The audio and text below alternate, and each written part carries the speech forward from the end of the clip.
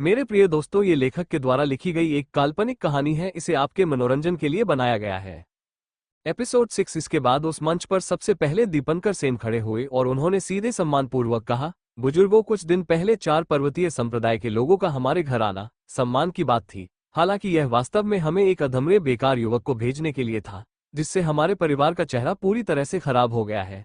इसलिए मैं दक्ष को परिवार से अलग करने का सुझाव देता हूँ। उसके पास सेन परिवार का हिस्सा बनने की योग्यता नहीं है। जब आदित्य सेन ने दीपांकर सेन की ये बात सुनी तब उन्हें बहुत गुस्सा आया। वो दीपंकर सेन के लक्ष्य के बारे में स्पष्ट रूप से जानते थे। वो केवल ये देखना चाहते थे कि दूसरा पक्ष उनके बेटे को परिवार से बाहर कैसे निकलेगा और परिवार के मुखिया के पद पर कैसे कब्जा करेगा। लेकिन उन्होंने ये कभी नहीं सोचा था कि वो सीधे इस मुद्दे पर अपनी बात रखेंगे।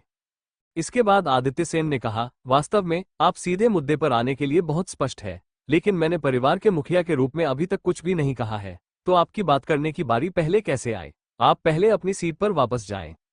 इस पर अर्नव सेन ने सीधे आदित्य सेन को जवाब देते हुए अपनी दबंग आवाज में कहा, दूसरे भाई, तुमने जो कहा वो ठीक नहीं है। भले ही आप परिवार के मुखिया हैं, लेकिन तीसरे भाई को भी परिवार का सदस्य माना जाता है। वो केवल परिवार के बारे में सोच रहा था। आपके बेटे ने वास्तव में हमारे परिवार का चेहरा पूरी तरह से खराब कर दिया है और इसे निष्कासित कर देना चाहिए। इस पर आदित्य सेन ने कहा, दक्ष मेरा अपना बेटा है, मैं स्वयं उसे शासित करूंगा। ये परिवार से किस प्रकार संबंधित है और यह निश्चित रूप से आपके ऊपर भी निर्भर नहीं है। अर्नव सेन, मुझे पता है कि आपकी नज़र मेरे पद पर है। चलो मैं आज तुम्हें ये सुझाव देता हूँ। आज तुम्हारा और मेरा द्वंद्व होगा। यदि आप जीत गए तो मैं अपने बेटे के साथ परिवार छोड़ दूंगा, लेकिन यदि आप हार जाते हैं तो बेहतर होगा कि आप ऐसी बकवास बात करना बंद करें। ये कहने के बाद आदित्य सेन खड़े हुए और सीधे मंच के बीच में चले गए और फिर उनके शरीर से एक मजबूत बर्फ ऊर्जा अर्नव सेन की ओर निकलने लगी। इसके बाद आदित्य सेन ने कहा, यदि आप लड़ना नहीं चाहते हैं तो भी आपको लड़ना होगा। इस समय दक्ष ने अपने पिता की ओर देखा और अपने मन में सोचा, ऐसी अकार्मिकता जो लोगों को डरा सकती है।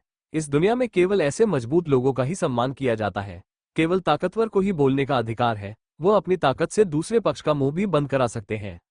इसके बाद आदित्य सेन ने आगे कहा, मुझे केवल इस बात का डर है कि आप पर्याप्त नहीं। उद्धरण चिन्ह। जब अर्नव सेन ने आदित्य सेन को ये कहते हुए सुना तो उनके अंदर का गुस्सा बढ़ गया। इसके बाद वह मंच की ओर सीधे चले गए और आदित्य सेन के सामने खड़े हो गए। सभी बुजुर्ग चुप रहे। वास्तव में वे भी खुश थे कि यह स्थिति उत्पन्न हुई। यदि आदित्य सेन अर्नव सेन के खिलाफ भी नहीं जीत सके और इस तथ्य के साथ कि उनके मन में एक बेटे की परवाह परिवार से अधिक है, इसके साथ आदित्य सेन से परिवार के मुखिया की कुर्सी का स्वाभाविक रूप से उनसे छीन ली जाएगी। इधर अर्नव सेन ने आदित्य सेन की ओर व्यंग्यात्मक स्वर में कहा, आदित्य सेन, मैं ये देखना चाहूंगा कि तुम किस बात पर इतने घमंडी हो सकते हो। उद्धरण चिन्ह। इसके बाद अगले ही पल मंच के चारों ओर हवा का तापमान गिरना शुरू हो गया। दशकों में मौजूद सैकड़ों लोग एक ही समय में अपने शरीर और हड्डियों में चुभने वाली ठंड को महसूस करने लगे। तब एक बुजुर्ग ने कहा, यह एक बर्फ आत्मा की शक्ति है। आदित्य सेन की आत्मा बर्फ की आत्मा है। एक बार सक्रिय हो जाने के बाद आसपास का वातावरण पूरी तरह से बदल जाएगा। उद्धरण चिन्ह। ठीक इसी समय जब अर्नव सेन अपनी मार्शल भावना को सक्रिय करना चाहता था, तभी उसे आदित्य सेन की आवाज सुनाई दी, बर्फ से घिरा हुआ। जैसे ही आदित्य सेन की आवाज आई तब अगले ही पर आदित्य सेन के शरीर से एक बर्फीली हवा निकाली, जिससे पूरे मंच को बर्फ की सफेद परतों ने ढक दिया और फिर अगले ही पल वह बढ़ते हुए अर्नव सेन की ओर चला गया, जिससे अर्नव सेन का पूरा शरीर बर्फ की परतों से ढक गया और फिर वह बर्फ मानव में बदल गया। फिर अगले ही पर आदित्य सेन तेजी से अर्नव सेन के पास गए और उसे पर एक जोरदार मुक्का मारा। बूम! फिर वहां एक जोरदार विस्फोट हुआ और बर्फ टूट गई। अर्नव सेन इस हमले से मंच से उड़ गए और जमीन पर गिरने से पहले उनके मुंह से खून निकलने लगा। इससे सभी बुजुर्ग खड़े हो गए और अपनी आंखों के सामने का ये दृश्य देखकर स्तब्ध रह गए। अर्नव सेन को अप्रत्याशित रूप से केवल एक ही झटके में हरा दिया गया था।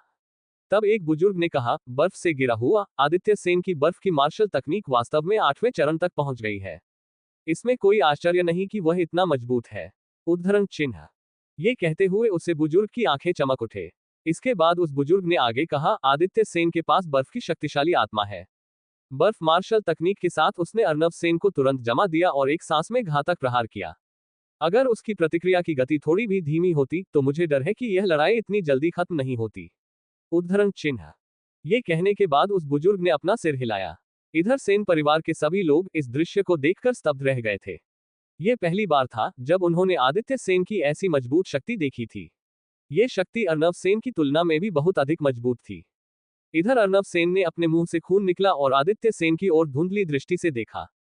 हालांकि आदित्य सेन ने इसकी कोई परवाह नहीं की, क्योंकि उन्होंने अनुमान लगा लिया था कि दक्ष की चोट अवश्य ही उनके दो भाइयों से संबंधित होगी, क्योंकि वह उसके बेटे को मारना चाहते थे, इसलिए उसे उनके ऊपर कोई भी दया दिखाने की जरूरत नहीं थी। इसके बाद आदित्य सेन अपनी सीट पर लौट आए और फिर उन्होंने बड़ों की ओर सम्मान पूर्वक देखते हुए कहा, बुजुर्गों, कृपया पारिवारिक बैठक जारी रखें। उद्धरण चिन्ह। आदित्य सेन ने ऐसा व्यवहार किया जैसे कि अभी कुछ हुआ ही ना हो। इसके बाद बड़े बुजुर्ग ने एक हल्की सी मुस्कान के साथ कहा, वाह आदित्य सेन, परिवार के मुखिया के रूप में आपकी साधना में सुधार हुआ है और आपने एक अच्छा उदाहरण स्थापित किया है। मेरा मानना है कि सेन परिवार के लोग और भी अधिक कड़ी मेहनत करेंगे। इस पारिवारिक बैठक का उद्देश्य पूरा हो चुका है। अब हर कोई जाने के लिए स्वतंत्र है, इसलिए अब पारिवारिक बैठक को जारी रखने का कोई मतलब नहीं है। उद्धरण चिन्ह। बड़े बुजुर्ग की यह बात सुनकर आदित्य सेन ने कहा, महान बुजुर्ग, अगर ऐसा है तो पहले मैं आपसे विदा लेना चाहूंगा। उद्धरण चिन्ह। ये कहने के बाद आदित्य सेन खड़े हुए और फिर वह दक्ष के साथ वहां से जाने लगे। तभी दीपंकर सेन ने कहा, आदित्य सेन, मैं देखना चाहूंगा कि तुम इस बेकार लड़के की कितने समय तक सुरक्षा कर सकते हो। उद्धरण चिन्ह। तभी विपिन सेन ने भी कहा, हाँ, ये सही है। ये कचरा मेरे सेन परिवार के लिए अपमान है। उद्धरण चिन्ह। हालांकि इसके बाद जैसे ही विपिन सेन ने देखा कि आदित्य सेन की आंखें उसकी ओर घूम गई है, तो उसने तुरंत अपना मुंह बंद कर लिया। इसके बाद आदित्य सेन ने कहा, दक्ष, चलो चले। उद्धरण चिन्ह। आदित्य सेन उनसे परेशान नहीं होना चाहते थे। हालांकि दक्ष नहीं गया, इसके बजाय वह घूम गया और विपिन सेन की ओर चलना शुरू कर दिया। इस दृश्य ने सेन परिवार के लोगों को भ्रमित कर दिया, क्योंकि उन्हें नहीं पता था कि दक्ष क्या कर रहा है। इस समय आदित्य सेन भी आश्चर्य से अपने बेटे की ओर देख रहे थे। तभी उन्होंने दक्ष को विपिन सेन के सामने चलते हुए देखा। विपिन सेन के सामने आकर दक्ष ने कहा, विपिन, तुम ये कहते रहते हो कि मैं एक बेकार योद्धा और एक कचरा हूं। इसलिए आज मैं तुमसे पूछना चाहता हूं, अगर एक दिन तुम्हें पता चले कि तुम मुझसे भी बेहतर हैं, तो तुम कितने अपमानित होगे। उद्धरण चिन्ह। इस पर विपिन सेन ने कहा, दक्ष, तुम सपना देख रहे हो। तुम्हारे जैसे कचरे की तुलना मुझसे कैसे की जा सकती है। उद्धरण चिन्ह। एपिसोड 7। विपिन सेन को यह उम्मीद नहीं थी कि दक्ष एक बेकार व्यक्ति उसे ऐसे शब्द कहेगा, जिससे उसे थोड़ा आश्चर्य हुआ। लेकिन फिर अगले ही पल दक्ष की बात सुनकर विपिन सेन और भी ज्यादा हैरान हो गया। दक्ष ने उदासीनता से हंसते हुए कहा, विपिन सेन, मैं दक्ष तुम्हें द्वंद्व युद्ध के लिए चुनौती देता हूं। उद्धरण चिन्ह। जब दक्ष ने ये कहा तब पूरे क्षेत्र में सन्नाटा छा गया। दक्ष ने विपिन सेन को चुनौती देने की पहल की। ये देखकर स्वयं आदित्य सेन भी दंग रह गए और उन्होंने आश्चर्य से अपने बेटे की ओर देखा। मंच के शीर्ष पर मौजूद बुजुर्ग जो जाने की तैयारी कर रहे थे, वो भी वापस अपनी सीट पर बैठ गए और दक्ष को बड़ी दिलचस्पी से देखने लगे। दीपंकर सेन ने भी दक्ष को एक ठंडी मुस्कान के साथ देखा। वह अपने दिल में इस समय उसके गुस्से को दबा रहा था। उसे भी उम्मीद नहीं थी कि दक्ष उसके बेटे से लड़ने की पहल करेगा। लेकिन फिर अगले ही पर दीपंकर सेन ने विपिन सेन से कहा, विपिन, चुनौती स्वीकार करो। उद्धरण चिन्ह। इधर ये सुनकर विपिन सेन ने दक्ष की ओर देखा और उसने स्वयं को अपमानित महसूस किया। परिवार में उसकी प्रतिभा साधारण ही मानी जा सकती थी।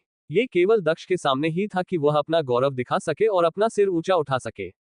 इस प्रकार जब भी वह दक्ष को देखता था, तो वह कई बार उस पर ताना मारकर बहुत खुश होता था। लेकिन अभी युवा पीढ़ी का यही कचरा था, जिसने वास्तव में अभी उसे चुनौती देने का साहस किया था, जिससे उसका चेहरा काला पड़ गया। इस समय विपिन सेन ने अपने दांत पीस लिए और कहा, यदि तुम मेरी 3 चालें रोक सके तो मैं हार मान जाऊंगा। उद्धरण चिन्ह। ये कहते हुए विपिन सेन बाहर चला गया। वह दक्ष को सबसे क्रूर तरीके से हराने की योजना बना रहा था, ताकि दक्ष को ये पता चल सके कि वह कितना बेकार है। विपिन सेन की बात सुनकर दक्ष ने अपना सिर हिलाया और फिर उसने उदासीनता से कहा, यदि तुम मेरा एक मुक्का रोक सके, तो यह मेरी हार मानी जाएगी। उद्धरण चिन्ह। दक्ष का उदासीन स्वर ऐसा लग रहा था, मानो कि विपिन सेन दक्ष का एक भी मौका नहीं झेल पाएगा और दक्ष की यह बात सुनकर विपिन सेन का चेहरा तुरंत उदास हो गया। इधर भीड़ भी दक्ष की इस बात से स्तब्ध थी और आश्चर्यचकित होकर केवल दक्ष को देख रही थी। भीड़ में सभी लोग एक ही बात सोच रहे थे, क्या यह आदमी पागल हो गया है, ये सोचना कि वह वास्तव में इतनी पागलपन वाली बात करेगा और सभी लोग इसे मान जाएंगे। उद्धरण चिन्ह। तभी इधर विपिन सेन ने कहा, कचरे द्वारा कहा गया शब्द चाहे कितना भी सुंदर क्यों ना हो, वह अभी भी कचरा ही रहेगा। शब्दों से फायदा उठाना कुछ ऐसा है जो केवल तुम ही कर सकते हो। उद्धरण चिन्ह। विपिन सेन की ये बात सुनकर दक्ष हंसने लगा, हाँ, केवल शब्दों का फायदा उठाना। तुम्हें वास्तव में लगता है कि ये केवल शब्द ही है। उद्धरण चिन्ह। इसके बाद दक्ष बेकार की बातों में अपना समय बर्बाद नहीं करना चाहता था, इसलिए उसने कहा, मेरा मुख का संभालो। ये कहने के तुरंत बाद दक्ष ने अपने शरीर को आगे बढ़ाया और अपनी मुट्ठी उठाकर तुरंत विपिन सेन की ओर बढ़ा दिया। ये देखकर विपिन सेन की आंखें रोशनी से चमक उठी और उसने कहा, केवल एक साधारण मुक्का। ये कहने के बाद दक्ष के मुक्के से बचने के बजाय उसने भी अपनी मुट्ठी उठा ली। वह शौर्य और उसके कौशल के बीच सभी को भारी असामान्यता को दिखाना चाहता था। वह दक्ष को यह दिखाना चाहता था कि वह दक्ष से कितना बेहतर है। फिर अगले ही पल हवा में कंपन होने लगी और दक्ष की मुट्ठी पर एक बहुत ही दबंग वायु लहर दिखाई दी, जिससे हवा में सीटी बजने की आवाज पैदा हो गई। हालांकि भीड़ केवल भारी वायु लहरों को ही विपिन सेन की ओर बढ़ते हुए देख सकती थी, जो उसके पास दबंग तरीके से बढ़ रही थी। हैवी वेव पंच तकनीक, विपिन सेन ने आश्चर्य से कहा। अचानक विपिन सेन का रंग बदल गया, क्योंकि उसे महसूस हुआ कि एक दबंग शक्ति उसकी तरफ ही बढ़ रही है और उस मुक्के की ताकत बहुत मजबूत है। लेकिन अब पीछे हटने में बहुत देर हो चुकी थी। अगले ही पल दोनों की मुट्ठी आपस में टकरा गई और फिर विपिन सेन को महसूस हुआ कि आक्रामक वायु लहरें उसकी मुट्ठी से होकर उसके शरीर में जोरदार तरीके से गुजर रही है। प्रत्येक वायु लहर पिछली लहर से अधिक मजबूत थी और यह कभी खत्म नहीं होने वाली थी। पीएफएफ। अगले ही पल एक चीख के साथ विपिन सेन का शरीर उड़ गया। यह देखकर हर कोई अवाक रह गया।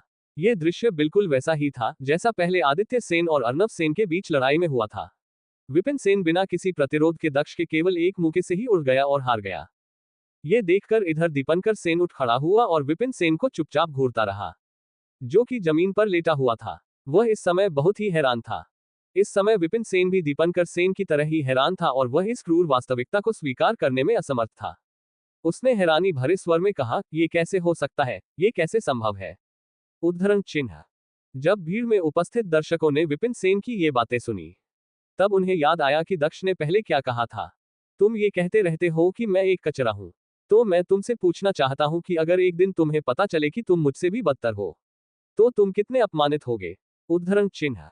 वर्तमान दृश्य ने निसंदेह दक्ष द्वारा कहे गए गौरवपूर्ण शब्दों को सिद्ध कर दिया था। सभी दर्शकों के मन में इस समय केवल एक ही बात चल रही थी, क्या ये सेन परिवार का वही बेकार युवा महामहिम है? उद्धरण चिन्ह। दर्शकों में सभी को ये अच्छे से पता था कि विपिन सेन को एक मुक्के से उड़ते हुए भेजने में सक्षम होने के लिए दक्ष के मुक्के में कम से कम 60 क्रूर हाथियों की ताकत के बराबर शक्ति होनी चाहिए थी। इधर दक्ष ने विपिन सेन की ओर बुरी नजरों से देखा और व्यंग्यात्मक स्वर में कहा, तुम ये कहते रहते हो कि मैं कचरा हूं। अब जबकि तुम मेरा एक मुक्का भी नहीं खा सकते, तो तुम्हें कैसा महसूस हो रहा है? क्या तुम अब समझ सकते हो कि वास्तविक कचरा कौन है? उद्धरण चिन्ह। इसके बाद दक्ष ने अपना सिर उठाया और दीपंकर सेन की ओर देखते हुए कहा, और आप वरिष्ठ हैं, फिर भी आप हर समय कचरा शब्द कहते रहते हैं। अब तो आपके पुत्र को भी मैंने एक मुक्के से ही हरा दिया है। आप हमेशा कहते रहते थे कि मैं कचरा हूं, तो अब आपको यह नहीं कहना पड़ेगा कि आपका बेटा भी एक कचरे का टुकड़ा है। उद्धरण चिन्ह। दक्ष की यह बात सुनकर दीपंकर सेन का चेहरा बदसूरत हो गया और उसने दक्ष को घूरते हुए कहा, तुम केवल साधारण ऊर्जा के 6वें स्तर पर हो। क्या ये छोटी सी शक्ति तुम्हें यहाँ इतना अहंकारी होने की अनुमति देता है? उद्धरण चिन्ह। इस पर दक्ष ने कहा, मैं यहाँ अहंकारी नहीं हो रहा हूँ, मैं बस वही लौट रहा हूँ जो आपका बेटा और आप मुझे हमेशा से दे रहे हैं। उद्धरण चिन्ह। इसके बाद दक्ष इससे अधिक और कुछ भी कहने को तैयार नहीं था। वह जाने के मुड़ा और उसने जाते समय बोला, यदि आप दूसरों को शर्मिंदा करेंगे, तो दूसरे लोग भी आपको शर्मिंदा कर सकते हैं। उद्धरण चिन्ह। ये कहने के बाद दक्ष तुरंत अपने पिता आदित्य सेन के पास लौट आया। इस समय आदित्य सेन ने धीरे से बुदबुदाते हुए कहा, यदि आप दूसरों को शर्मसार करते हैं, तो दूसरे लोग भी आपको शर्मसार करेंगे। उद्धरण चिन्ह। ये कहने के बाद आदित्य सेन की मुस्कुराती हुई आंखों में रोशनी चमक उठी। उनका अपना बेटा अब सचमुच बदल गया है। उन्होंने कभी नहीं सोचा था कि दक्ष कभी ऐसे दार्शनिक शब्द कहने में भी सक्षम होगा। जल्दी ही दक्ष और आदित्य सेन वहां से निकल गए। दक्ष अपने भवन के कमरे में लौट आया और फिर से अभ्यास शुरू कर दिया। हालांकि उसने साधारण ऊर्जा के 5वें स्तर को पार कर लिया था, लेकिन यह उसके लिए पर्याप्त नहीं था। ध्रुव सेन, जिसने उसे पीटा था और संप्रदाय के दरवाजे से बाहर फेंक दिया था, विपिन सेन की तुलना में स्वाभाविक रूप से अधिक मजबूत और प्रतिभाशाली था और वह इस समय साधारण ऊर्जा के 8वें स्तर पर था। इसके अलावा अर्नब सेन के भी बच्चे हैं। विपिन सिंह की तुलना में उनकी प्रतिभा कई गुना ज्यादा मजबूत और प्रतिभाशाली है, विशेषकर अर्नब सेन की बेटी अनिमा सेन की प्रतिभा। ऐसा कहा जाता है कि वह पहले ही साधारण ऊर्जा के 9वें स्तर तक पहुंच चुकी है। दक्ष ने अपने मन में कहा, अगले 3 महीने में वार्षिक बैठक होगी। उस समय परिवार में हर कोई, यहाँ तक कि जो लोग संप्रदाय में प्रशिक्षण ले रहे हैं, वह भी वापस आ जाएंगे। यदि उस समय तक मैंने अपनी ताकत तेजी से नहीं बढ़ाई, तो अगली बार मुझे ही शर्मिंदा होना पड़ेगा। उद्धरण चिन्ह। साधना अनंत है। जब कोई योद्धा अभ्यास कर रहा हो तो समय सबसे तेजी से गुजरता है। एक योद्धा जो स्वर्ग और पृथ्वी की शुद्ध ऊर्जा को अवशोषित करने में सक्षम है, उसके लिए 15 दिनों तक ना खाना या पीना कोई समस्या नहीं है। संसार की जीवन शक्ति ही सबसे शुद्ध ऊर्जा है जो शरीर के लिए आवश्यक है। 15 दिनों बाद 15 दिन बीत चुके थे और दक्ष आखिरकार अपने कमरे से बाहर निकल आया। उसने धीरे से एक लंबी सांस छोड़ी। इस 15 दिनों के समय में वह अपने साधारण ऊर्जा के 6वें स्तर की सीमा तक पहुंच गया था और जल्दी साधारण ऊर्जा के 7वें स्तर तक पहुंचने में भी सक्षम हो सकता है। इसके बाद दक्ष अपने पिता आदित्य सेन के कमरे की ओर चला गया। आदित्य सेन के कमरे में जब आदित्य सेन ने सुना कि दक्ष संप्रदाय में वापस जाना चाहता है, तब ये सुनकर आदित्य सेन चिंतित हो गए और उन्होंने कहा, दक्ष, क्या घर पर अभ्यास करना ठीक नहीं है? आपको संप्रदाय में वापस लौटने की क्या आवश्यकता है? उद्धरण चिन्ह। आदित्य सेन को अभी भी पिछली घटना के संबंध में शिकायत थी, इसलिए वह दक्ष को वापस संप्रदाय में नहीं जाने देना चाहते थे। आदित्य सेन की इस बात पर दक्ष ने कहा, पिताजी, कुछ चीजें अपरिहार्य है। अगर मैं अभ्यास करने के लिए घर पर छुप जाऊं तो आप हमेशा मुझे सुरक्षा देते रहेंगे। इस तरह से मैं कैसे विकसित होकर एक मजबूत मार्शल आर्ट योद्धा बन पाऊंगा? उद्धरण चिन्ह। ये कहते हुए दक्ष की आंखें तेज रोशनी से चमक रही थी। सेन परिवार की तुलना में सांप्रदायिक ताकत बहुत अधिक मजबूत थी। संप्रदाय में मजबूत मार्शल आर्ट तकनीकों के साथ साथ तेज स्पर्धा विधि भी थी। केवल वहीं पर वह और भी तेजी से बढ़ने में सक्षम हो सकता था। इसलिए दक्ष संप्रदाय वापस लौटना चाह रहा था। दक्ष की आंखों में दृढ़ता देखकर आदित्य सेन ने अपने दिल में एक आह भरी और कहा, दक्ष, मेरा बेटा सच में बड़ा हो गया है। उद्धरण चिन्ह। ये सच था कि घर पर रहकर अभ्यास करना और उनकी शरण में रहना दक्ष के लिए पूर्ण व्यवहार होगा। इस तरह से दक्ष के लिए एक मजबूत योद्धा बनना असंभव होगा। हालांकि अपने दृष्टिकोण से वह दक्ष के प्रति अपने पिता के प्यार के कारण दक्ष को जाने देने के लिए बहुत अनिच्छुक थे। इसके बाद आदित्य सेन ने अपने सिर को हिलाते हुए कहा, क्योंकि आप संप्रदाय में लौटने पर जोर दे रहे हैं, इसलिए मैं आपको नहीं रोकूंगा। हालांकि आपको अपनी सुरक्षा पर ध्यान देना होगा। उद्धरण चिन्ह। इस पर दक्ष ने मुस्कुराते हुए कहा, चिंता मत करिए पिताजी, मैं कड़ा अभ्यास करूंगा और उन सभी को अपने पैरों के नीचे लाऊंगा जिन्होंने हमारे साथ दुर्व्यवहार किया। उद्धरण चिन्ह। दक्ष में आत्मविश्वास की प्रबल भावना अच्छी लग रही थी। अपनी लिटिल ब्लैक स्पिरिट के कारण दक्ष की साधना की गति औसत व्यक्ति की तुलना में बहुत तेज थी। उसकी समझने की क्षमता भी मजबूत हो गई थी और इसके अलावा उसका हृदय भी आत्मविश्वास से भरा हुआ था। उसके पास यह विश्वास करने का कारण था कि वह उन तथाकथित प्रतिभाशाली लोगों की तुलना में बदतर नहीं है। अगले दिन दक्ष 4 पर्वतीय संप्रदाय जाने के लिए अपने भवन के बाहर आ गया। वह अपने साथ ज्यादा कुछ लेकर नहीं जा रहा था। वह अपने साथ सिर्फ एक घोड़ा और कुछ भोजन, साथ ही कुछ चांदी के सिक्के लेकर जा रहा था। इसके बाद दक्ष ने अपने पिता की ओर देखते हुए कहा, पिताजी, मैं जा रहा हूं। उद्धरण चिन्ह। इस पर आदित्य सेन ने कहा, अपना ध्यान रखिएगा। उद्धरण चिन्ह। इस पर दक्ष ने अपना सिर हिलाया और फिर वह घोड़े पर सवार होकर शाहपुर सिटी से निकल गया। शाहपुर सिटी वह जगह जहां पर दक्ष का घर है। दक्ष को अपने पिछले जीवन में मार्शल आर्ट वॉरियर बहुत पसंद थे। एक अकेला योद्धा घोड़े पर सवार होकर गाता है और तलवार के साथ दुनिया भर में यात्रा करता है। उसे उम्मीद नहीं थी कि इस जीवन में उसे घोड़े पर सवार होकर एक योद्धा के रूप से दुनिया में घूमने का मौका मिलेगा। ये सोचते हुए दक्ष 4 पर्वतीय संप्रदाय की ओर निकल पड़ा। एपिसोड 8। 4 पर्वतीय संप्रदाय शाहपुर सिटी से 10,000 मील दूर था। भले ही दक्ष का घोड़ा एक दिन में 1,000 मील की यात्रा कर सकता था, फिर भी दक्ष को वहां पहुंचने में 10 दिन लग गए। हालांकि इन 10 दिनों के दौरान दक्ष ने समय बर्बाद नहीं किया। अपने पिछले जीवन में दक्ष कभी भी इतने गर्म खून वाला नहीं था। उसने कभी भी इस तरह के उत्साह का अनुभव नहीं किया था। अनजाने में ही उसकी मानसिक स्थिति में बहुत सुधार हो गया था। साधना के पथ पर चलते हुए अब वह साधारण ऊर्जा के 7वें स्तर पर पहुंचने में सक्षम हो गया था। जैसा कि कहावत है, जहां पानी बहता है वहां नहर बनती है। उद्धरण चिन्ह। इसके अलावा दक्ष के हैवी वेव पंच मार्शल तकनीक के अभ्यास में उसने एक नया स्तर भी पार कर लिया था। इन दोनों दक्ष के पास अपने पिछले जीवन की तुलना में कहीं अधिक शक्तिशाली शारीरिक शक्ति थी। उसकी वास्तविक ताकत अब वास्तव में 70 क्रूर हाथियों के ताकत के करीब थी, जो साधना के साधारण ऊर्जा के 7वें स्तर के लिए बेहद शक्तिशाली था। 4 पर्वतीय संप्रदाय यहाँ पर्वत श्रृंखलाओं में स्थित था। ये 4 पर्वतीय संप्रदाय 4 पर्वतों के सबसे बड़े पर्वत पर स्थित है, जहां इसे आसानी से देखा जा सकता था। आसमान से देखने पर भी यह संप्रदाय एक शहर जैसा दिखता था। इन पर्वतों की सुंदरता स्वर्ग की देने है। यह महान भाग्य और नियति प्रदान करता है। जब दक्ष 4 पार्वती संप्रदाय के करीब पहुंचा, तब 2 सुरक्षा गार्डों ने दक्ष का मजाक उड़ाया और एक मुस्कान के साथ काफी ठंडे स्वर में दक्ष से कहा, रुको, उस घोड़े से नीचे उतरो। उद्धरण चिन्ह। ये दोनों रक्षक भी इस 4 पर्वतीय संप्रदाय के शिष्य थे। उन दोनों गार्डों की आवाज सुनकर दक्ष ने उन्हें तिरस्कार पूर्वक दृष्टि से देखा और अपने घोड़े को वहीं पर रोक दिया। इसी बीच एक अन्य शिष्य घोड़े पर सवार होकर आगे बढ़ा और पहाड़ की ओर बढ़ता चला गया। लेकिन इस बार उन दोनों सुरक्षा सैनिकों ने उस शिष्य को नहीं रोका। ये देखकर दक्ष ने उनकी ओर इशारा किया और कहा, तुम लोग उसे अंदर जाने से क्यों नहीं रोक रहे हो? उद्धरण चिन्ह हम्फ। इस पर उनमें से एक शिष्य ने उपहास और क्रोध दोनों व्यक्त करते हुए कहा, तुम अपनी तुलना सामान्य शिष्यों से कैसे कर सकते हो? तुम पहले लगभग मारे गए थे। तुम एक कचरे का टुकड़ा हो। उद्धरण चिन्ह। उस सुरक्षा में तैनात शिष्य की बात सुनकर दक्ष ने मुस्कुराते हुए कहा, तो ये केवल सत्ता और रुतबे की बात है। ये पर्वत रक्षक भले ही ये 4 पार्वती संप्रदाय के शिष्य थे, लेकिन वह केवल सजावट के लिए थे। उनका स्तर बहुत कमजोर था। हालांकि अगर कोई अंदर आना चाहता है तो उसे इन पर्वत रक्षकों से गुजरना होगा। पहला, उनका काम इतना महत्वपूर्ण नहीं था, लेकिन उनके पास लोगों को अंदर जाने से रोकने की शक्ति थी।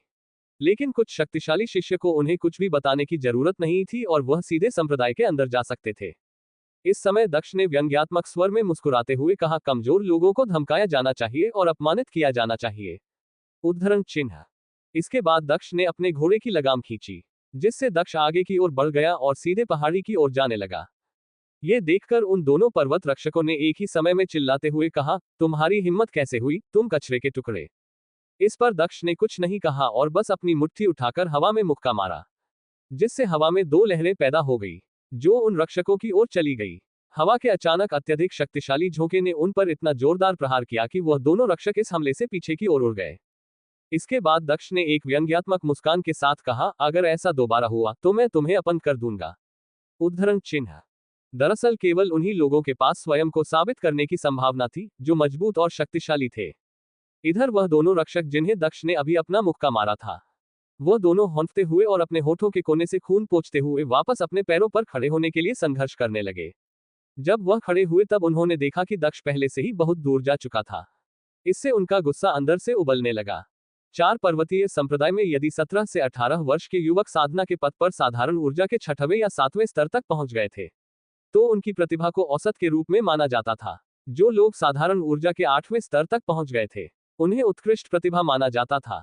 4 पर्वतीय संप्रदाय के भीतर हर कोई उनकी प्रशंसा करता था। जहां तक उन युवकों की बात है जो 18 साल की उम्र में वास्तविक ऊर्जा के स्तर पर पहुंच गए हैं, उनकी शक्ति को पूरे कुनलुन देश में सम्मानित किया जाता था। इसके विपरीत यदि कोई 18 साल की उम्र तक साधारण ऊर्जा के 5वें स्तर तक भी नहीं पहुंच पाता था, तो उसे दूसरों द्वारा नीचे दृष्टि से देखा जाता था। अतीत में दक्ष का स्तर इतना निम्न था कि अन्य लोग उसे एक बेकार और कचरे का टुकड़ा कहते थे। अन्य लोगों द्वारा उसे हमेशा धमकाया जाता था और वह सभी उसे बेकार समझते थे। दूसरी तरफ ये बात कि दक्ष 4 पर्वतीय संप्रदाय में वापस आ गया है, संप्रदाय के शिष्यों के बीच बहुत तेजी से फैल गया। ये बात उन सभी तक सुरक्षा गार्ड्स ने फैलाई थी जिन्हें दक्ष ने पहले घायल किया था। दक्ष कचरे के टुकड़े के नाम से पूरे 4 पार्वती संप्रदाय में प्रसिद्ध था। संप्रदाय के क्षेत्र में घूमते समय दक्ष ने देखा कि सभी लोग उसे ही घूर रहे थे। उन सभी के चेहरों पर अलग अलग भाव थे। जो कुछ हो रहा था उस पर दक्ष ने बिल्कुल भी ध्यान नहीं दिया।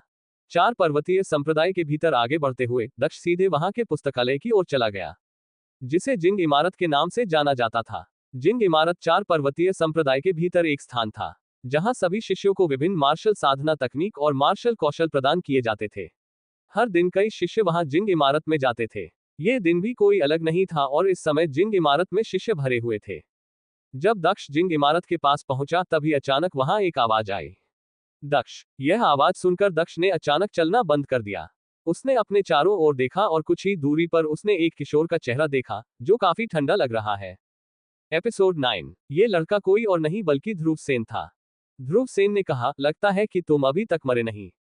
तुम काफी भाग्यशाली हो। उद्धरण चिन्ह। ध्रुव सेन वही था जिसने पिछली बार दक्ष की हत्या करने की कोशिश की थी। ये दीपंकर सेन का सबसे बड़ा बेटा था। इधर दक्ष ने ध्रुव सेन पर एक तीखी नजर डाली और फिर वह मजाकिया ढंग से मुस्कुराया। ध्रुव सेन अभी केवल साधारण ऊर्जा के 8वें स्तर पर था, जबकि दक्ष साधारण ऊर्जा के 7वें स्तर पर था। लेकिन इसके बाद भी दक्ष ने हैवी वेव पंच तकनीक में भी महारत हासिल कर ली थी, जिससे वह किसी भी तरह से ध्रुव सेन से कमतर नहीं था। दक्ष को केवल 1 या 2 और मार्शल आर्ट कौशल सीखने की आवश्यकता थी। इसके बाद वह निश्चित रूप से ध्रुव सेन को हराने में सक्षम हो सकता है। आंध्र दक्ष ने उसकी बातों पर बिल्कुल भी ध्यान नहीं दिया और फिर दक्ष ने ध्रुव सेन को सीधे नजरअंदाज कर दिया और तुरंत जिंग इमारत की तरफ चला गया। वह पहले अपने कौशल और ताकत में सुधार करना चाहता था और फिर ध्रुव सेन से बदला लेना चाहता था। यह देखकर कि दक्ष ने उसे नजरअंदाज कर दिया है, ध्रुव सेन को बहुत गुस्सा आया। उसने अपने दांत पीसते हुए कहा, अगली बार निश्चित रूप से मैं तुम्हें मार डालूंगा और तुम्हारे शव को तुम्हारे पिता के पास भेज दूंगा। उद्धरण चिन्ह। ये कहने के बाद ध्रुव सेन ने दक्ष की ओर नफरत भरी दृष्टि से देखा।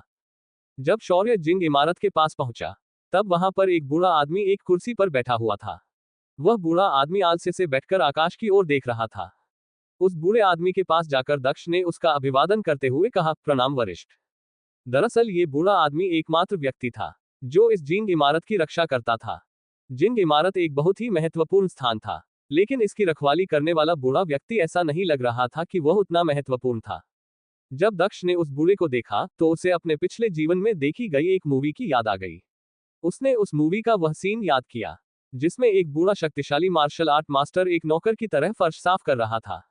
दूसरी तरफ जब उस बूढ़े व्यक्ति ने दक्ष की आवाज सुनी, तब उस बूढ़े व्यक्ति की अभिव्यक्ति अचानक बदल गई और उसने दक्ष की तरफ ध्यान देना शुरू कर दिया। दक्ष को अपना अभिवादन करता देखकर वह बूढ़ा आदमी काफी आश्चर्यचकित हो गया। कुछ समय बाद उसने अपना सिर हिलाया, जिससे पता चला कि वह बहुत आश्चर्यचकित था। इसके बाद उस बूढ़े आदमी ने कहा, साधारण ऊर्जा का 7वां स्तर। तुम केवल पहली मंजिल पर ही जा सकते हो और वहां मौजूद कौशल को चुन सकते हैं। तुम अधिकतम 2 कौशलों का ही चयन कर सकते हो। उद्धरण चिन्ह। इस पर दक्ष ने कहा, जी वरिष्ठ। जिंग इमारत को 3 मंजिलों विभाजित किया गया था। निचले स्तर के शिष्यों के पास केवल पहली मंजिल पर ही जाने का अधिकार था, जबकि उनसे बाद वाले शिष्यों को दूसरी मंजिल पर तथा विशेष शिष्यों को अंतिम मंजिल तक पहुंचाने का अधिकार प्राप्त था। पहली मंजिल पर उपलब्ध सभी मार्शल आर्ट कौशल साधारण स्तर के थे, हालांकि संख्या बहुत अधिक थी। इस प्रकार उन कौशलों और तरीकों को खोजना संभव था जो किसी के स्वयं के लिए सबसे उपयुक्त थे। ये सभी कौशल 4 पर्वतीय संप्रदाय के बुनियादी कौशल और तरीके थे। ये सभी सेन परिवार में पाए जाने वाले किसी भी कौशल से कहीं अधिक बेहतर थे। इस समय दक्ष को जिस चीज की सबसे ज्यादा जरूरत थी वह थी एक मार्शल आर्ट कौशल। इसलिए उसने मार्शल आर्ट कौशल की पुस्तकों की तलाश में एक बुक सेल्फ की ओर कदम बढ़ा दिया। वहां पहुंचकर दक्ष अपने लिए एक उपयुक्त मार्शल आर्ट कौशल की तलाश करने लगा। दक्ष ने एक पुस्तक देखी और कहा, 7 घातक मुट्ठी तकनीक। एक मौके से 7 घातक हमले का ये कौशल उन लोगों के लिए उपयुक्त है जिनके पास मुट्ठी मार्शल भावना है। ये कहने के बाद दक्ष ने उस पुस्तक से अपनी नजर हटा ली और दूसरे पुस्तक की ओर चला गया। उसने एक दूसरे पुस्तक की ओर देखते हुए कहा, तूफान ब्लेड। हवा को ही एक हथियार में बदल देना और कई पवन ब्लड लॉन्च करना। ये कौशल उन लोगों के लिए उपयुक्त है जिनके पास वायु की भावना है। उद्धरण चिन्ह। इसके बाद दक्ष आगे की ओर बढ़ गया और एक और पुस्तक के पास चला गया और उस पुस्तक को देखकर उसने कहा, उग्र मुट्ठी साधारण स्तर का शीर्ष स्तरीय मार्शल कौशल। ये कौशल जानवरों की आत्माओं के लिए उपयुक्त कुशल है। उद्धरण चिन्ह। दक्ष ने उन सभी किताबों को बस एक नजर से देखा और फिर उनसे अपनी नजरें हटा ली। दक्ष के पास लिटिल ब्लैक स्पिरिट थी जो कि उसे हर कौशल को समझने में सक्षम बनाती थी। दक्ष की समझने की क्षमता बहुत मजबूत थी। जब किसी कौशल को सीखने की बात आती थी तो वह उसे आसानी से सीख सकता था। ये लिटिल ब्लैक स्पिरिट का एक फायदा था, हालांकि उसे अभी तक वह कौशल नहीं मिला जो वह चाहता था। जल्द ही दक्ष को एक किताब मिली, ठंडी हवा वाली तलवार, तेज और कुशल। इस कौशल का उपयोग प्राकृतिक अनुग्रह और सुंदरता के साथ किया जाना चाहिए। यह उन लोगों के लिए उपयुक्त है जिनके पास तलवार की भावना है। उद्धरण चिन्ह। उस पुस्तक के बारे में ये पढ़ते ही दक्ष के चेहरे के भाव बदल गए और वह अचानक उस किताब में दिलचस्पी लेने लगा। दक्ष हमेशा से तलवार लेकर देश के कोने कोने में घूमकर जरूरतमंद लोगों की मदद करना और बुरे इरादों वाले लोगों का खून बहाना चाहता था। उस किताब को कुछ देर देखने के बाद दक्ष ने अपना सिर हिला दिया। दक्ष ने कहा, ये वह कौशल नहीं है जिसे मैं चाहता हूं। उद्धरण चिन्ह। ये कहने के बाद दक्ष ने उस किताब को दोबारा रख दिया। इसके बाद दक्ष दोबारा पुस्तकों की तलाश करने लगा। दक्ष को एक और पुस्तक मिली, तलवार निकालना तलवार कौशल। तलवार निकालना एक आवश्यक कौशल है जो बिजली की गति से हत्या करता है, एक तेज गति से एक बार में हत्या करता है। यह उन लोगों के लिए उपयुक्त है जिनके पास तलवार की भावना है। उद्धरण चिन्ह। उस पुस्तक को देखकर दक्ष रुक गया। उसे ऐसा लगा कि उस तलवार कौशल का उपयोग अन्य तलवारों से अलग था। तलवार चलाने वालों को जो चीज सबसे कम पसंद है वह है म्यान से तलवार निकालने का समय, क्योंकि यह एक महत्वपूर्ण क्षण होता है जिसके दौरान एक निश्चित मात्रा में समय नष्ट हो जाता है और इस प्रकार उसे समय में देरी हो जाती है जब हमला किया जा सकता है। फिर भी तलवार निकलना लोगों को मारने के लिए बनाया गया एक कुशल कौशल था। तलवार निकालने का एकमात्र उद्देश्य हत्या करना था। उस कौशल का सबसे शक्तिशाली समय तलवार निकलना और एक ही चाल से वार करना था। यदि आप एक बार भी चूक गए, तो आप केवल अपने आप को हारा हुआ मान सकते थे। इसके अलावा तलवार निकलना अन्य सभी तलवार कौशलों के समान नहीं था। इसका केवल एक ही स्तर था और एक ही गति थी। तलवार निकलना, लोगों को मारना, यही उसका उद्देश्य था। एक तेज प्रतिक्रिया और तलवार आपके दुश्मनों के खून से रंगी होगी। वह पुस्तक दक्ष को पसंद आ गई। दक्ष ने कहा, मैं इसे चुनता हूं। उद्धरण चिन्ह। ये कहने के बाद दक्ष ने उस पुस्तक को ले लिया और फिर एक बॉडी मूवमेंट तकनीक चुनने के लिए दूसरी किताब ढूंढने लगा। आखिरकार उसे यह सुनिश्चित करना था कि वह हर समय एक ही बार में हत्या करने में सक्षम हो। यदि वह एक बार में हत्या करने में सक्षम नहीं हुआ, तब वह सिर्फ तेजी से वहां से भाग सकता था। दीवार पर छलांग लगाना, दीवारों पर उछलना भी कुछ ऐसा था जो उपयोगी हो सकता था। इसके बाद दक्ष ने जल्द ही मूनलाइट फेदर नामक एक पुस्तक चुनी, जो एक बॉडी मूवमेंट तकनीकी थी। जो कोई भी इस मूनलाइट फेदर नामक कौशल में महारत हासिल कर सकता है। वह इतना शक्तिशाली बन सकता है कि कोई भी उन्हें देख नहीं पाएगा। दूसरे किसी को भी आपकी परछाई और अपनी मौत के अलावा और कुछ भी नजर नहीं आएगा। दोनों पुस्तकों को लेने के बाद दक्ष उन्हें उस बूढ़े व्यक्ति के पास ले गया। जब उस बूढ़े व्यक्ति ने दक्ष के हाथों से वो 2 पुस्तकें ली, तब उसने कहा, तलवार निकालना। इसके बाद उस बूढ़े ने कहा, बच्चे, तलवार निकलना। ये पहली बार है कि इसे किसी ने लिया है।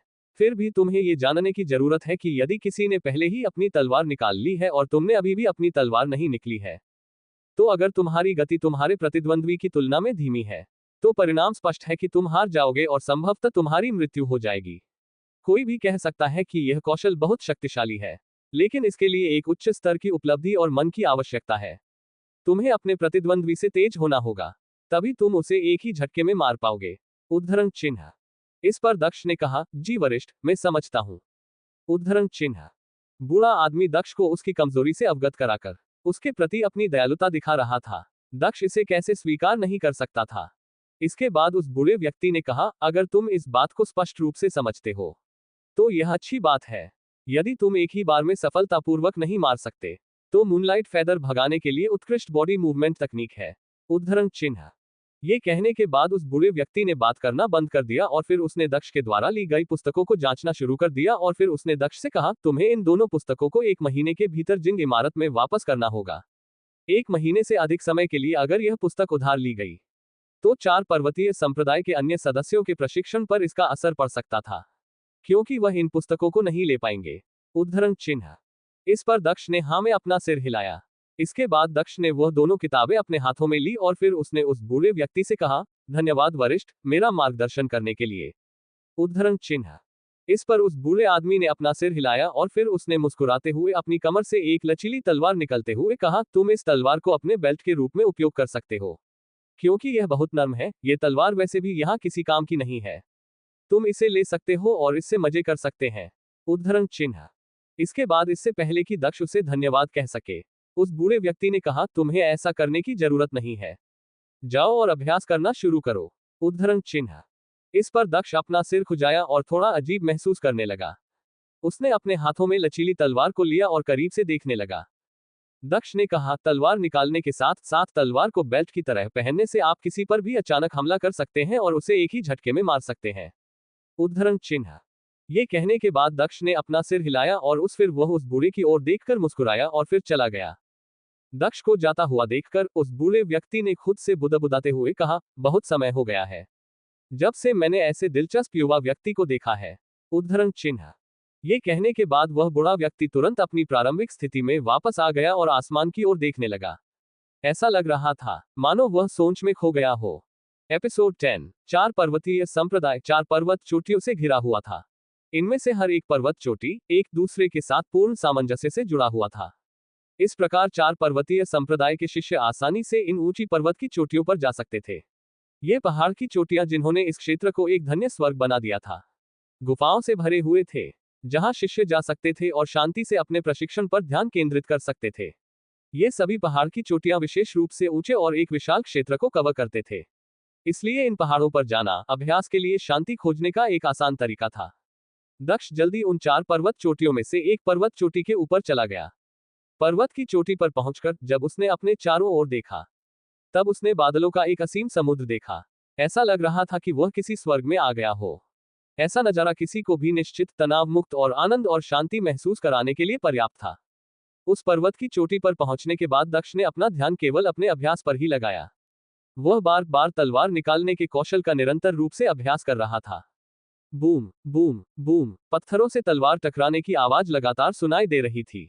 दक्ष की तलवार से हर बार पत्थरों पर एक लंबा और पतला निशान दिखाई देता था।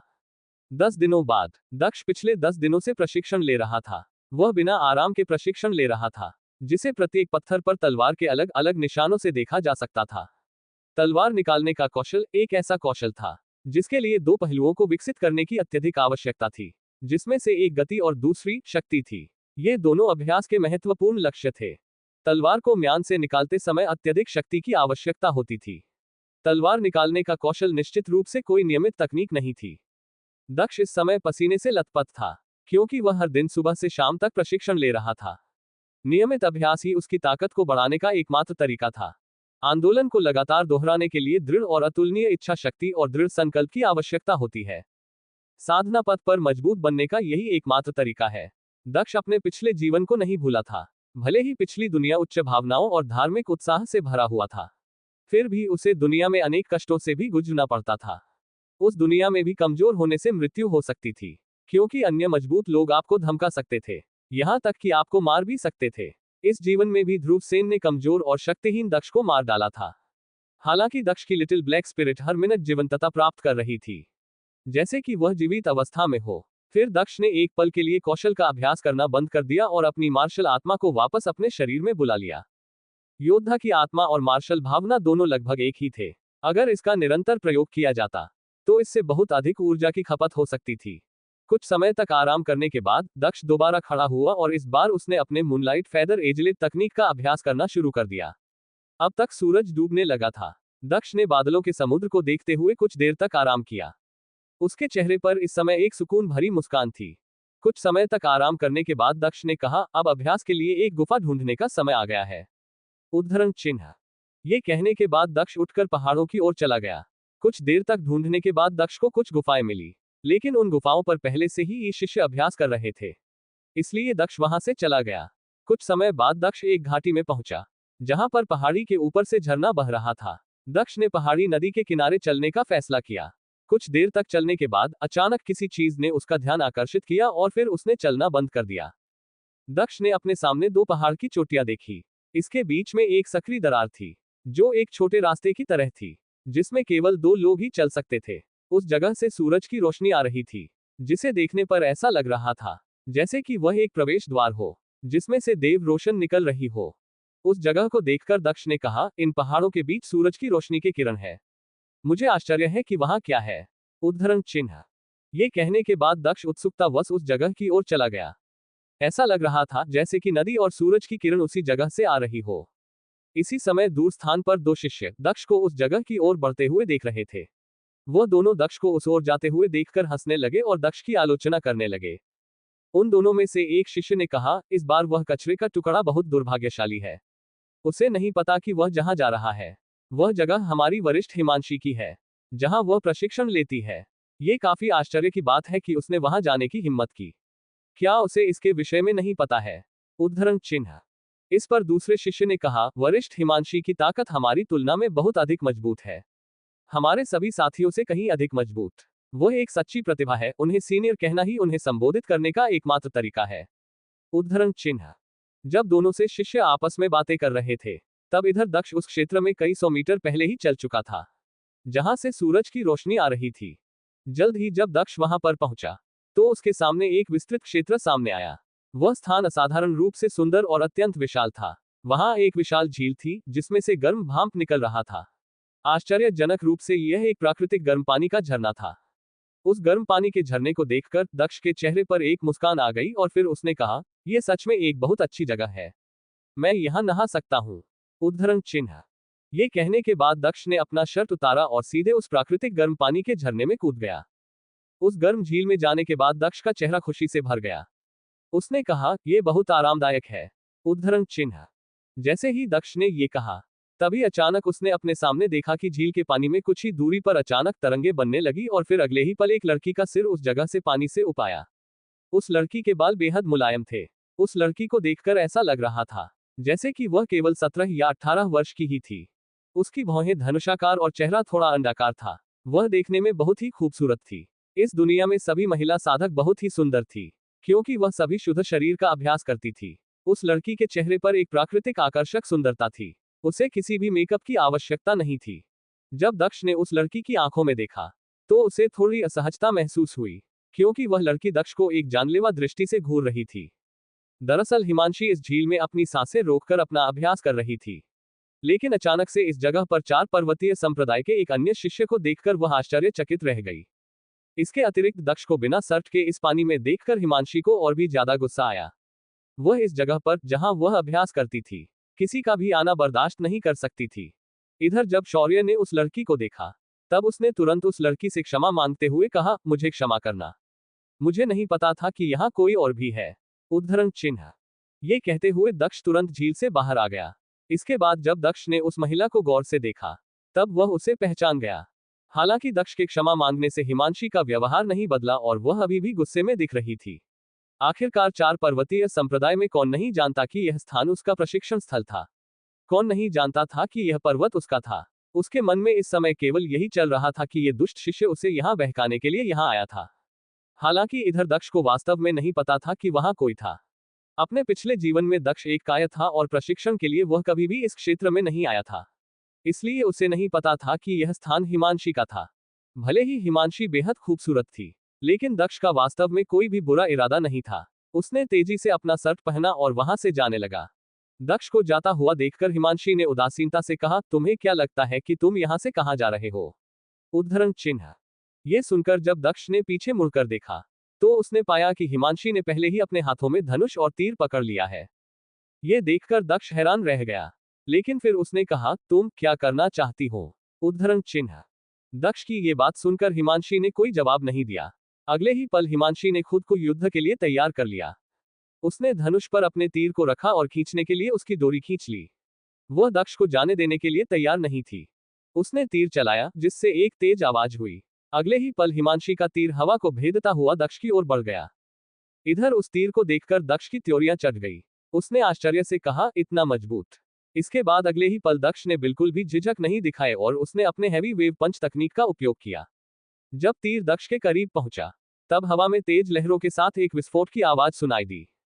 जैसे ही तीर दक्ष के करीब पहुंचा, तब दक्ष का हैवी वेव पंच उस तीर से जा टकराया, जिससे हिमांशी का तीर जमीन पर गिरने से पहले कुछ सेकंड के लिए हवा में ही रहा।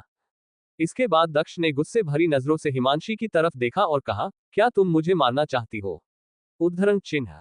अभी उस तीर की ताकत लगभग 70 क्रूर हाथियों की ताकत के बराबर थी।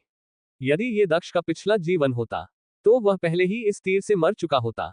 दक्ष की ये बात सुनकर हिमांशी ने दूसरा तीर निकलते हुए कहा, हाँ, तो तुम इसमें क्या कर सकते हो? उद्धरण चिन्ह। हिमांशी के ये कहने बाद अगले ही पल हिमांशी के पीछे एक मायावी स्वर्ण तीर की छाया प्रकट हो गई, जिसे देखकर दक्ष का शरीर डर से थोड़ा कांप गया। उसके शरीर में अचानक कंपकंपी फैल गई। अगले ही पल वह भ्रामक तीर दक्ष की दिशा में मुड़ गया। भ्रामक तीर एक निर्देशांक तीर था।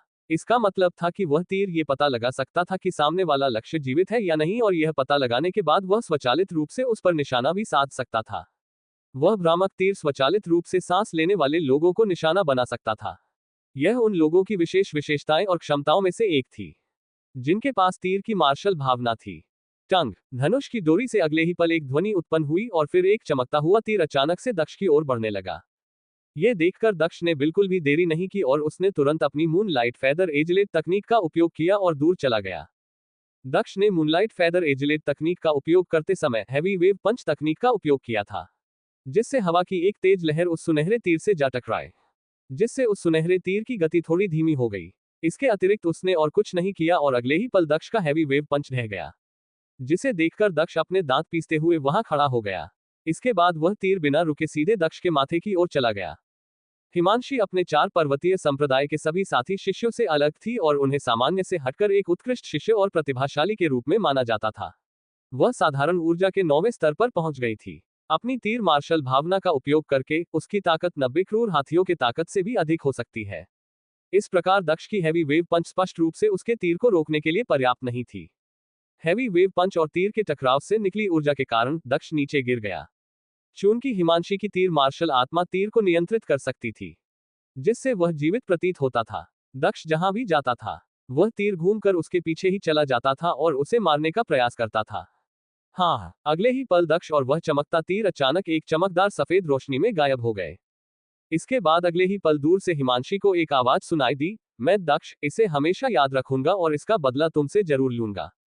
उद्धरण चिन्ह। यह आवाज सुनकर हिमांशी खुद को स्तब्ध होने से नहीं रोक सकी। उसने चारों ओर देखा और देखा कि उसका तीर 2 टुकड़ों में कट गया है। इसके बाद उसने पाया कि दक्ष पहले ही वहां से गायब हो चुका था। यह देखकर उसे बहुत ही आश्चर्य हुआ।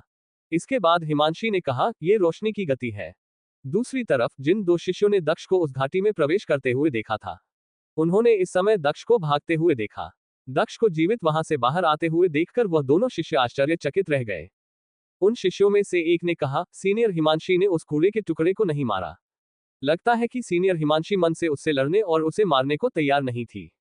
उद्धरण चिन्ह। अगले कुछ पलों में हिमांशी भी उस घाटी से बाहर आ गई, जिसे देखकर वह दोनों शिष्य से हिमांशी की ओर एकटक देखने लगे, क्योंकि हिमांशी इस समय बहुत ही सुंदर लग रही थी। हर कोई जानता था कि हिमांशी बहुत शक्तिशाली थी। 4 पर्वतीय संप्रदाय के भीतर कई लोग उससे प्रेम करते थे। वहां कुछ अत्यंत कुशल शिष्य थे जो उसे बहुत पसंद करते थे। वह शिष्य जो अभी अभी उसकी ओर देख रहे थे, इन अत्यंत कुशल शिष्य की बराबरी नहीं कर सकते थे। अगर किसी को पता चला कि उन्होंने हिमांशी को एकटक देखने का प्रयास किया है, तो वह कुशल शिष्य उन दोनों को मार देते।